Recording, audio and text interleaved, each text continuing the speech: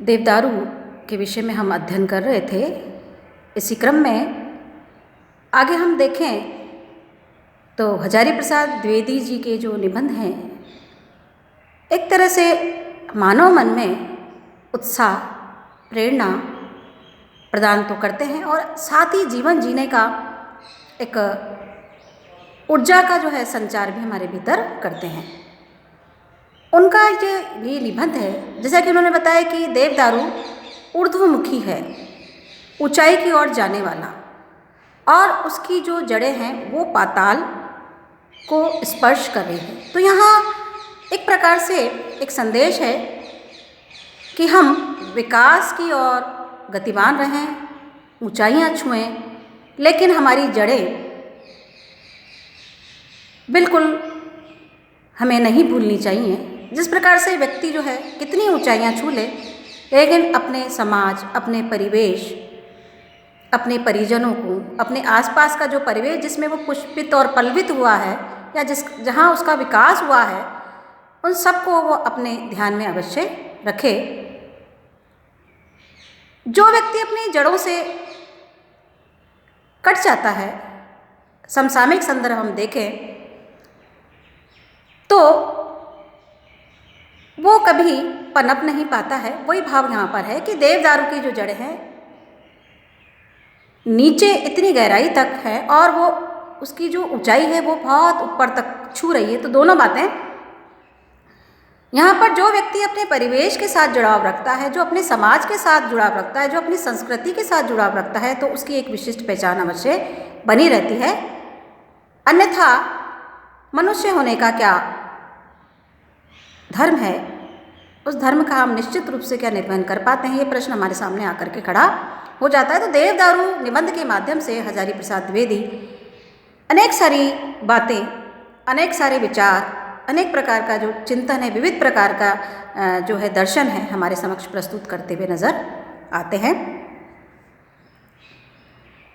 जो व्यक्ति अपनी जड़ों से दूर जा रहा है, आज वो अनेक प्रकार की जो है बीमारियों का शिकार भी हो रहा है।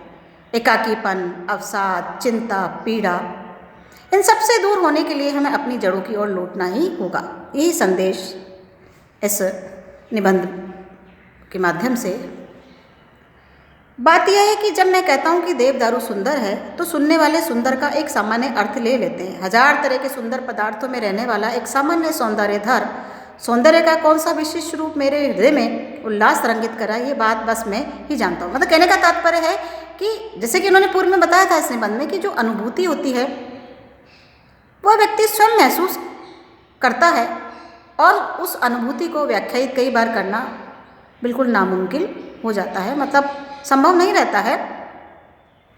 तो कौन सा सौंदर्य कभी मन को, रचनाकार को किसी रचना के सृजन के समय होता है या उसके मन को छू जाता है, ये केवल कवि या वो साहित्यकार ही जानता है।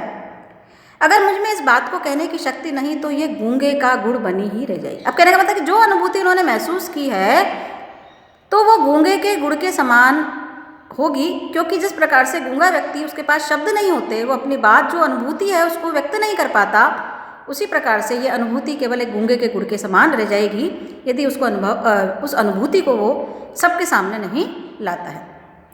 और जिसमें ये शक्ति होती है अपनी अनुभूतियों को सबके सामने लाने की, वो कौन कहलाता है?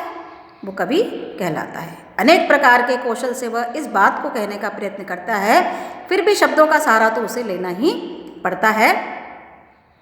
मतलब कवि जो है अनेक प्रकार के वैशिष्ट अपनी कला कौशल के माध्यम से अपनी बात को कहता है, लेकिन फिर भी शब्दबद्ध तो उसको अपने अनुभूतियों को शब्दों में ढालना पड़ता है, शब्दों का सहारा उसे लेना पड़ता है। शब्द का सदा सामान्य अर्थ को प्रकट करते हैं, कवि विशिष्ट अर्थ देना चाहता है। अब केवल सामान्य शाब्दिक अर्थ अगर हम किसी बात को बताते हैं तो केवल उसकी वो अनुभूति जो वास्तव में कवि बताना चाहता है या व्यक्त करना चाहता है, वहाँ तक मन कोई भी नहीं पहुँच पाता, वो इतना प्रभावी नहीं रहता है। लेकिन जब कवि विशिष्ट अर्थ प्रदान करता है तो उसके अंदर वो क्या करता है, वो छंदों के सहारे, उसमें फिर वो उपमान को भी प्रयुक्त करता है, ध्वनि साम्य के द्वारा विशिष्ट अर्थ का क्या करता है, साधारणीकरण करता है। मतलब जो अनुभूति उसे हुई है वो साधारणीकरण के द्वारा सामने वालों को भी होने लगती है। तो भी क्या सब उसके विशिष्ट अर्थ को समझ पाते हैं? साधारणीकरण हो भी जाए तो क्या सारे लोग उस कवि की अनुभूति को समझ पाते हैं क्या? यहाँ प्रश्न है। बिल्कुल नहीं। कोई बड़भागी होता है जिसके दिल की धड़कन भी कवि के दिल की धड़कन के साथ ताल मिला पाती। मतलब जो अनुभूति कवि हृदय ने की है उसके साथ कदम ताल मिलाते हुए उस अनुभूति तक पहुँचने वाला व्यक्ति कोई बिरला ही होता है, सभी नहीं। कवि के हृदय के साथ जिसका हृदय मिल जाए उसे क्या कहा जाता है? सहृदय नाम दिया जाता है। देवदारू की ऊर्ध्व शिखा शोभा मेरे हृदय में एक विशेष उल्लास पैदा करती है। मेरे पास कवि कौशल नाम की चीज़ नहीं है। मैं अपने विशिष्ट अनुभवों का साधारणीकरण नहीं कर पा रहा हूँ। मतलब जो चीज़ अनुभूति हो रही है देवदारू को ऊर्ध्वमुखी देख करके, वो कवि कहते हैं कि मैं उसे नाम नहीं दे पा रहा हूँ विशिष्ट। उस जो मैं अनुभूति कर रहा हूँ उसे मैं बता नहीं पा रहा हूँ, व्यक्त नहीं कर पा रहा हूँ, क्योंकि मेरे पास में कवि कौशल नाम की कोई चीज़ नहीं है। और अगर कवि कौशल मेरे पास होता तो क्या होता कि उपमानों की छटा खड़ी कर देता, सर्दे के चित्त को अपने चित्त के ताल पर नृत्य कराने योग्य छंद ढूंढ लेता। जैसे कवि छंद, उपमान आदि के सारे एक तरह से लयात्मकता पैदा कर देते हैं किसी रचना में, या उसमें वैशिष्ट्य पैदा कर देते हैं, उसमें प्रभाव पैदा कर देते हैं, उसमें आकर्षण पैदा कर देते हैं। तो कोई कहता है कि मेरे पास ऐसी कोई विशिष्ट कौशल नहीं है जो कवि के पास होता है। अगर ऐसा होता तो मैं भी उपमानों की झड़ी लगा देता। और अब देखिए आगे वो क्या कहते हैं। छंद ढूंढ लेता, ध्वनियों की नियंत्रण संचारी क्षमता का ऐसा समा बांधता कि सुनने वाले का मन मयूर की भांति नाच उठता। मेरे भाग्य में वह कुछ भी नहीं है, केवल आंख फाड़ कर देखता हूँ। मतलब वो ऊर्ध्वमुखी जो देवदारू है उसके वो देखता रहा है, लेकिन उसको वैशिष्ट्य को या उस अनुभूति को जो उसने महसूस की है उसको सबके समक्ष या उसको साधारणीकरण द्वारा उसको सबको एक जैसा उस अनुभूति का एहसास कराना उसके वश का नहीं है, क्योंकि वो कह रहे हैं कि मेरे पास में न तो उपमान है, न कोई छंद है, न कवि कौशल है, और केवल मैं आंखें फाड़ करके उसके सौंदर्य को अनुभूत कर रहा हूँ। और वो सौंदर्य भी कैसा, अनुभूति भी कैसी, गूंगे के गुड़ के समान। पाषाण कठोर छाती भेद कर ये देवदारू न जाने किस पाताल से अपना रस खींच रहा है। अब यहाँ पर क्या तात्पर्य है पाताल से रस खींचने का? मतलब यहाँ पर देखिए कि कवि जो होता है वो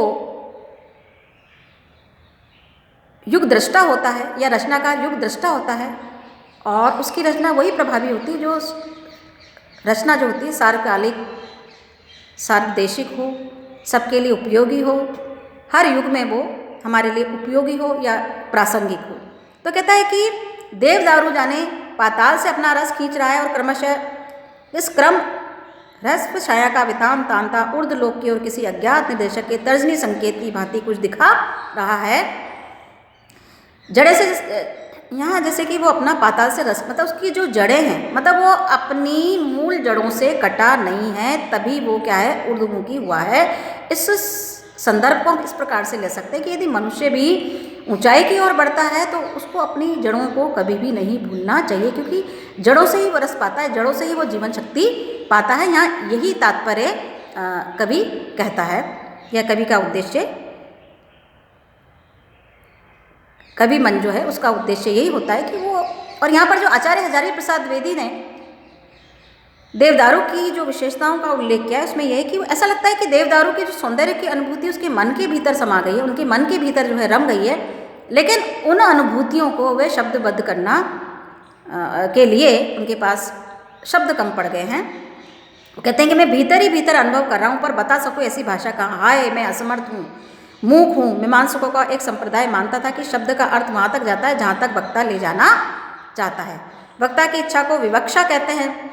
ये लोग कहते हैं कि जब जैमिनी मुनि ने कहा था यत् पर शब्दः स शब्दार्थ, तो उनका यही मतलब था, मेरा रोम रोम अनुभव कर रहा है कि मुनि का ऐसा अर्थ नहीं होना चाहिए। कहाँ विवक्षा इतनी दूर तक ले जाती है। सुंदर शब्द का प्रयोग करके मैं जो कहना चाहता हूँ वो कहाँ पर, मतलब जो अनुभूति एक बार में देखने से हुई वो उसको कहाँ प्रकट कर पा रहे हैं, वैसा नहीं हो पा रहा है। केवल उस अनुभूति को महसूस भीतर ही भीतर कर रहे हैं, जैसे कि गूंगा व्यक्ति जो है गुड़ का रसास्वादन करता है लेकिन उसको व्यक्त नहीं कर पाता है। जितना लोग समझते हैं वक्ता जो कहना चाहते हैं उतना कहाँ बता पाता है वह। दुनिया में कवियों की जो कदर है वह इसलिए है कि वे अनुभव करते हैं और उसे श्रोता के चित्त में प्रविष्ट भी, ये उनका विशिष्ट है, कवि का चित्त में भी प्रविष्ट करा सकते हैं। प्रेषण धर्मिता उनका कहे एक प्रकार का प्रधान क्या होता है, गुण है। मतलब अपने भावों को दूसरों तक संप्रेषित करना, अपनी बात को दूसरे तक पहुंचाना, अपनी अनुभूतियों का प्रभाव दूसरे तक डालना, ये किसके वश की बात है? केवल ये कवि के वश की बात है, क्योंकि उसके पास उस अनुभूतियों के साथ में वे सारे जैसे उपमान, छंद, सबके सहारे वो अपने शब्दों को में आकर्षण पैदा करता है और उससे वो साधारणीकरण कर पाता है, जिससे कि अपनी अनुभूतियों को सब तक वो पहुंचा पाता है, प्रेषित कर पाता है। इसलिए कवि विशिष्ट होता है। उस अर्थ को जिसका मेरा मन अनुभव कर रहा है, मैं नहीं पहुंच पाता हूँ उस अर्थ को जिसे मेरा मन अनुभव कर रहा है, क्योंकि मैं शब्दों और छंदों का ऐसा अस्त्र नहीं पाता हूँ जो मेरी अनुभूतियों को लेकर तीर की तरह श्रोता के हृदय में चुभ जाए। जैसा कि अभी बात हम कर रहे थे कि कवि के पास में क्या होता है, छंद, उपमान आदि जैसे शस्त्र होते हैं और वो उन अनुभूतियों को तीर की तरह सीधा श्रोता के मन मानस को झंकृत करता है, वहाँ तक वो स्पर्श करवा देता है। उसमें लय नहीं है। वो कहते हैं कि अर्थ निश्चय ही वक्ता की इच्छा के अधीन नहीं है। वह सामाजिक स्वीकृति, मतलब जहाँ सामाजिक स्वीकृति होगी वही रचना उत्कृष्ट होगी। जहाँ समाज के भीतर वो चीज़ या अनुभूति का प्रचार प्रसार होगा, वो प्रभाव डलेगा, तब जा करके उसके अंदर एक वो जो है प्रभावी होगी, दूर तक जाएगी। तो अर्थ निश्चित ही वक्ता की इच्छा के अधीन नहीं है। शब्दों के गतिशील आवेश से वह हिलता है, भरभराता है, नए नए परिवेश में सब सजता है और तब कहीं नया अर्थ पैदा करता है। मतलब सामाजिक स्वीकृति उस अर्थ को मिलनी ज़रूरी होती है। अर्थ में लय नहीं होता, पर लय के सहारे नया अर्थ देता है। कितनी सुंदर बात है कि कोई भी बात जो अनुभूति है समाज में जब तक प्रभाव नहीं छोड़ती उसका कोई मतलब नहीं होता, वो निरर्थक। लेकिन देवदारू है शानदार वृक्ष, हवा के झोंके से जब हिलता है तो उसका अभिजात तेज झूम उड़ता है। कालिदास ने इसी हिमालय के उस भाग की जहाँ भागीरथी के निर्जर झरते हैं शीतल मंद सुगंध पवन की चर्चा की थी और उन्होंने शीतलता को भागीरथी के निर्जर शिखरों की देन कहा। सुगंधों की आसपास के वृक्षों के पुष्प संपर्क की बदौलत घोषित किया, लेकिन मंदी के लिए मुंह कंपित देवदारू और उत्तरदायी ठहराया। देवदारू के बार बार कंपित होते रहने में एक बार क्या है, मस्ती अवश्य है, क्योंकि युगांतर की संचित अनुभूति ने मानो उसे ये मस्ती प्रदान की। मतलब वो अपनी जड़ों से जुड़ा हुआ है। यहाँ केवल एक महत्वपूर्ण संदेश है कि मानव को अपनी जड़ों से कभी भी कटना नहीं चाहिए, नहीं तो वो जीवित नहीं रह पाता है। तो यहाँ पर हम ले सकते हैं कि जो मनुष्य अपने समाज, अपनी परेश, अपनी जड़ें इनको भूलता है तो निश्चित रूप से अनेक प्रकार की जो है बीमारियाँ उसके भीतर घर कर जाती है। उसी प्रकार से हमें इन सब चिंताओं से, पीड़ाओं से मुक्ति पानी है तो हमें देवदारू की तरह हमें अपनी जड़ों से जुड़ना पड़ेगा। अनेक वृक्ष और लताओं ने वातावरण से समझौता किया और कितने ही मैदान में जा बसे और खासी प्रतिष्ठा प्राप्त कर ली, लेकिन देवदारू की नीचे नहीं उतरा और समझौते के रास्ते नहीं गया। उसने अपने खानदानी चाल, मतलब अपनी जड़ों से वो जुड़ा रहा। यहाँ जड़ों से जुड़ने की बात, जड़ों से बिछड़ने की, जड़ों से कटने की नहीं, यहाँ जड़ों से जुड़ने की बात है ना, ये है महत्वपूर्ण। और झूमता है तो ऐसे मुस्काता है मानो कह रहा है मैं सब जानता हूँ, सब समझता हूँ, तुम्हारे करिश्मे मुझे मालूम है, तुम मुझसे क्या छिपा सकते हो। तो इस प्रकार से देवदारू जो है ये अति विशिष्ट वृक्ष है। उसके सहारे आचार्य हजारी प्रसाद द्विवेदी हमें अनेक प्रकार के संदेश देते हुए नजर आते हैं। मानव मन के भीतर इनके निबंध एक प्रकार से उत्साह का संचार करते हैं, एक ऊर्जा पैदा करते हैं और देवदारू के माध्यम से उन्होंने अनेक प्रकार की जो है बातें यहाँ पर मनुष्य को प्रेरित करने के लिए, प्रेरणा प्रदान करने के लिए साथ में उन्होंने कही है इस निबंध में। और ये निबंध इसी दृष्टि से हम सब के लिए अति विशिष्ट है, अति महत्वपूर्ण है।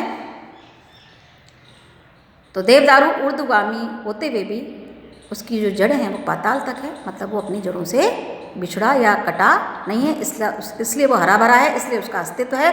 इसीलिए मानव मनुष्य को भी क्या करना चाहिए, अपनी जड़ों से वो जुड़ा रहे, अपने परिवेश को समझे, परखे, अपने लोगों के बीच में हंसे खेले, अपने लोगों से मिले, तब जा कर के वो पुष्पित और पल्लवित हो पाएगा।